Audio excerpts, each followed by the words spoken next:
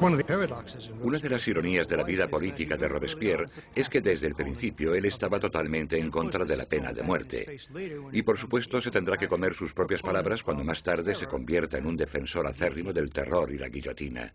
Nunca llegó a responder a eso directamente, excepto cuando dijo, bueno, los tiempos han cambiado. La revolución había vuelto implacable a Robespierre.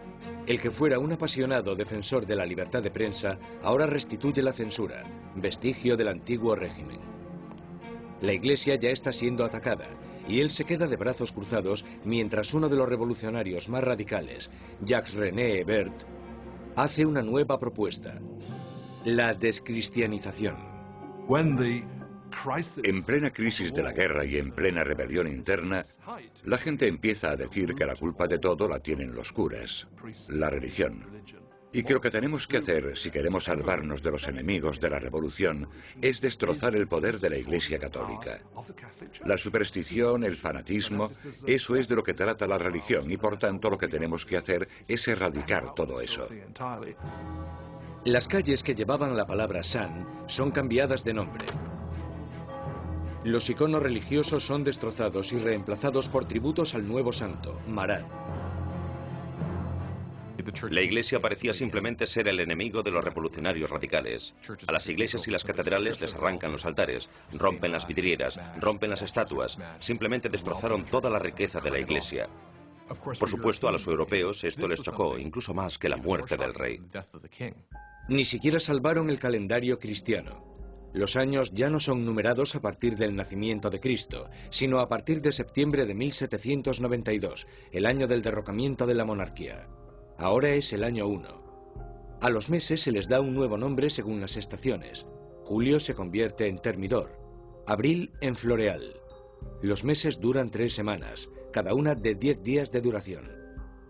El calendario revolucionario seguramente fue diseñado como una especie de arma contra el cristianismo, contra la creencia cristiana. Por supuesto, al tener una semana de 10 días, la gente ya no sabría cuándo era domingo. Eso era lo que esperaban. El terror se extiende por toda Francia. Se condenan las insurrecciones con una sanguinaria e implacable crueldad. En la ciudad de Lyon, donde los contrarrevolucionarios están ganando terreno, el Comité de Seguridad Pública sienta un ejemplo brutal. Cientos de rebeldes son atados, llevados a campos y acribillados en masa.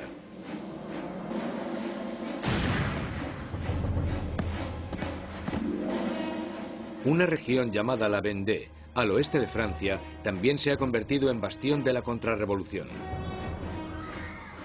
Barcas llenas de rebeldes y curas atados entre sí son hundidas sin piedad. Más de 100.000 personas son asesinadas solo en la zona de la Vendée. En París, la hoja de la cuchilla cae a un ritmo aún más frenético.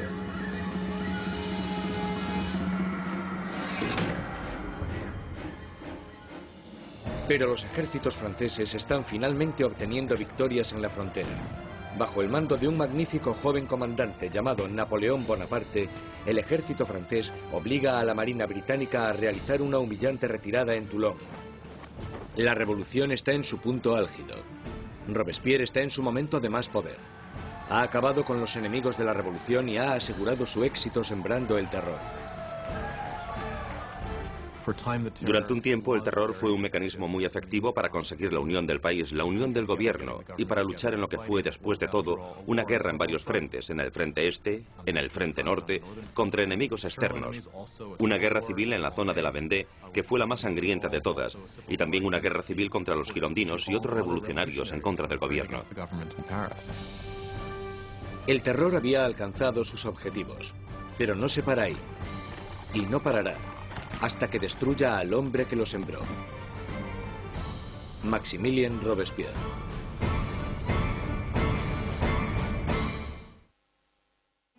Con la sangre del terror, Maximilien Robespierre ha rescatado a la revolución. Un enérgico ejército está defendiéndose contra los ataques en la frontera, pero las dificultades internas aún no se han sofocado. En la cima del éxito, Robespierre sueña con un reto aún más grande: sembrar más terror para crear un nuevo tipo de sociedad. La República de la Virtud. Con virtud se refiere a la virtud cívica. Es un principio fundamental para Robespierre. Por ejemplo, no puedes ser un ciudadano virtuoso con simplemente obedecer la ley.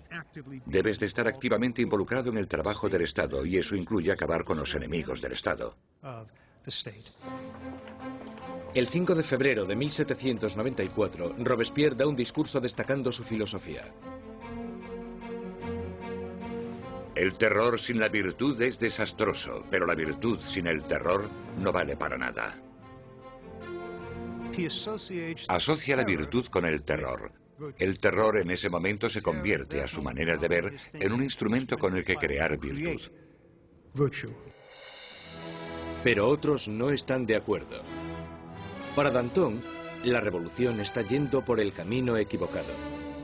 Él y sus seguidores, los dantonistas, creen que es el momento de acabar con el terror, porque este ya ha hecho su función.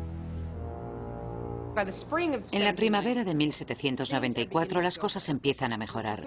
Ya no hay tantos problemas con la comida, la campaña de guerra está yendo mejor y Danton está diciendo básicamente que necesitan establecer una nueva base de gobierno, moverse hacia la normalización. Robespierre piensa que es demasiado pronto. Danton empieza organizando un grupo para debatir cómo acabar con el terror. Robespierre lo interpreta como una amenaza directa al gobierno. No lo ve como una simple diferencia de opinión sobre la dirección que debe tomar la política. Lo ve como una traición. Y en la República de la Virtud de Robespierre, solo hay una respuesta a la traición. Los dantonistas son perseguidos y enseguida sentenciados a muerte. Robespierre ha mandado a cientos al patíbulo, pero estas ejecuciones le ponen nervioso. No acudirá a la decapitación de sus antiguos amigos y aliados. Mientras sube las escaleras de la guillotina, Danton grita: De lo único que me arrepiento es de irme antes que esa rata de Robespierre.